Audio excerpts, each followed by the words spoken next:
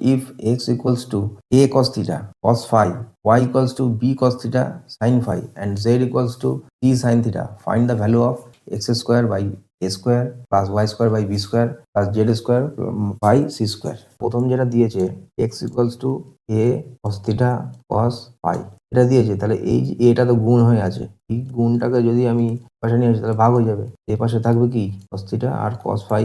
আমাদের এইগুলো কি রয়েছে না স্কোয়ারে রয়েছে, তাহলে এখানে যদি আমি বোথ সাইড স্কোয়ার করি তাহলে কি পাবো, এখানে পাবো এক্স স্কোয়ার, পাবো এ স্কোয়ার, এখানে পাবো কস স্কোয়ার থিটা আর কস স্কোয়ার ফাই।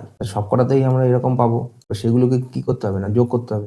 প্রথম এলিমেন্টের জন্য আমরা কি পেলাম মানে এক্স স্কোয়ার বাই এ স্কোয়ারের জন্য কি পেলাম কস স্কোয়ার থিটা আর কস স্কোয়ার ফাই এটা পেলাম। পরের মানে সেকেন্ড এলিমেন্টের জন্য কি পাবো, এই বিটা তো কেটে যাবে, এমনি এখানটায় এটা কেটে গেল, এইরকম এখানে বিটা কেটে যাবে, কেটে গিয়ে কি থাকবে না কস স্কোয়ার থিটা আর sine square phi plus Z, Z এর মান কত সি কেটে যাবে, সি কেটে গিয়ে থাকবে সাইন স্কোয়ার থিটা। তাহলে এখানে কস স্কোয়ার থিটা এখানে কস স্কোয়ার থিটা, এটাকে কমন নিলে এখানে পড়ে থাকবে কস স্কোয়ার ফাই আর সাইন স্কোয়ার ফাই, এটা পড়ে থাকলো প্লাস সাইন স্কোয়ার থিটা। এটার ভ্যালু কত হবে 1, সেই সূত্র sign square theta plus cos square theta equals to 1 হয়, সেই 1টা এর সঙ্গে গুণ হয়ে যাবে, গুণ হয়ে গিয়ে যা ছিল তাই থাকবে, মানে cos square theta plus sine square theta. আর এইটাই একটা ফর্মুলা, এটার ভ্যালু হয় হচ্ছে 1, তাহলে এই পুরো অঙ্কের এইটার ভ্যালু হচ্ছে অ্যান্সার 1।